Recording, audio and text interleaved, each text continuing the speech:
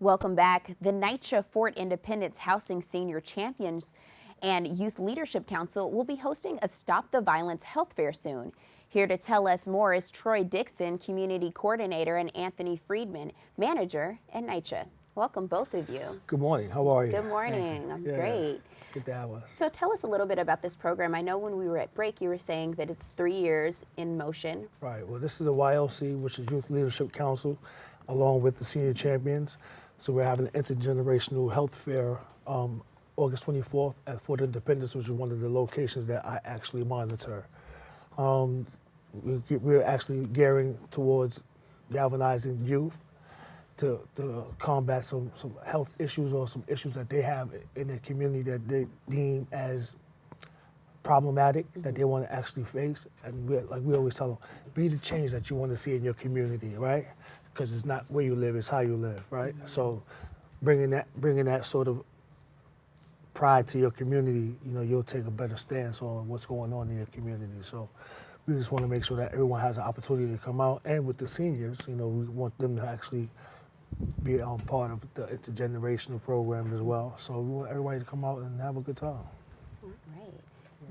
Well, I'm proud that we have coordinators like Troy working throughout the city with NYCHA's Resident Engagement Department, engaging both youth and seniors.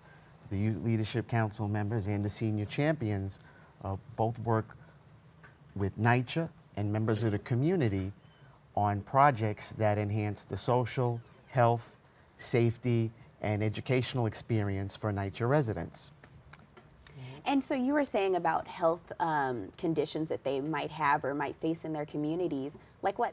Well, some of them are gun violence, some of them are gender-based violence, right? And some of them are obesity. So those are some of the things that we're really trying to target, because actually those issues could actually uplift the development in your community, or could tear it down. So we're really trying to uplift the community the best way possible with these actual programs that we're doing. Providing resources for the community and actually empower them to be the monitors of their own destiny. Right? Don't wait for anyone to come in and change their community. You could start changing your community yourself. You could be the focal point of how you want to see your community.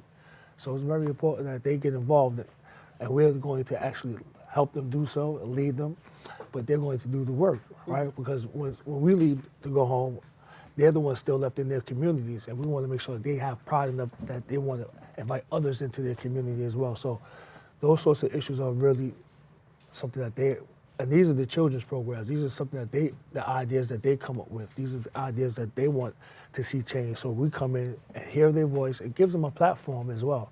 We're seeking children for ages 14 to 21. So that's actually the target of Housing Authority is a city within itself.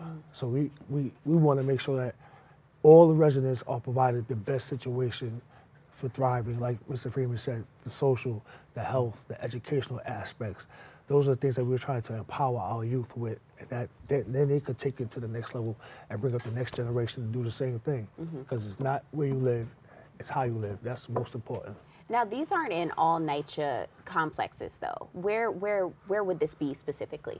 With this particular actual health fair? Health fair. This health fair is at Fort Independence, which is located on 3340 Bailey Avenue in the north part of the Bronx. All right, but we do have YLCs throughout the Housing Authority. We currently have 14 throughout the city, and each of the councils is led by a community coordinator who's the mentor and facilitator. The youth benefit from the experience in many ways.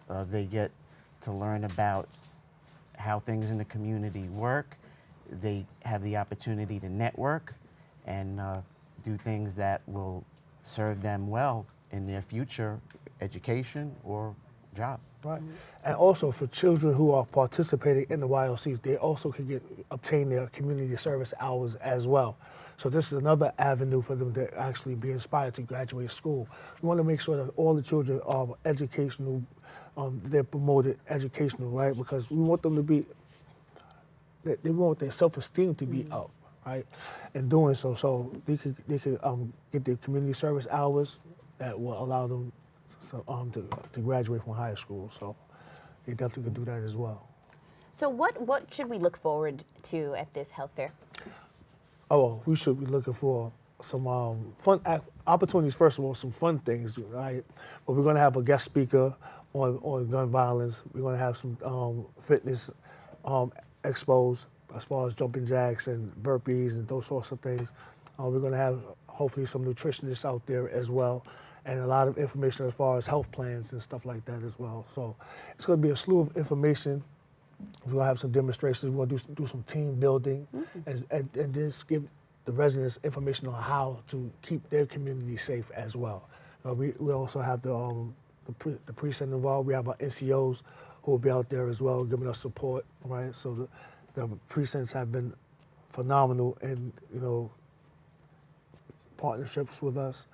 The community has really welcomed us into their community, and that's a good thing because we want to make sure that we know all that's going on in your community, right? And you said an acronym. You both said an acronym earlier. It was WOC. What does that stand for? You said YLC. YOC. Okay. Which What is is YLC. that? YLC. Right, Okay. which is Youth Leadership Councils. And those are the ones that we have throughout the New York City Housing Authority. There are 14 right now. You can go to our website. You can actually get the applications for the youth if they're interested. We provided information, including the website. That'll take you to the residents page of the NYCHA webpage, where you'll find a whole slew of resources for residents to get involved in the community.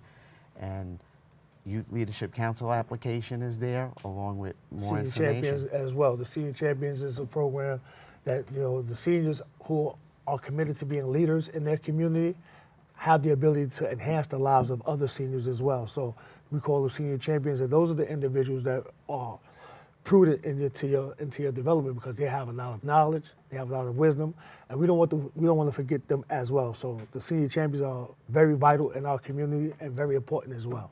All right. Thank you both for. We also want to take the opportunity to thank the Resident Association President at Ford Independence Houses, Mrs. Barbara LeRae, Right. for her steadfast support, and the MMCC Cornerstone Center. Thank you both for joining us. Thank you very much for having us. Appreciate it. Appreciate it. Thank you. All right. The Stop the Violence Health Fair will be taking place from 12 p.m. to 4 p.m. on Saturday, August 24th at Ford Independence Houses, located at 3340 Independence Avenue. We've come to the end of our show today. I'd like to thank all of our guests for joining us and you, the viewers, for tuning in. If you missed any parts of today's show, you can catch the recablecast at 5 p.m. and 10 p.m. on Optimum Channel 67 and Verizon Fios 33, or watch anytime on the web at bronxnet.org. That wraps it up for here at the set of Open. I'm Dorissa White.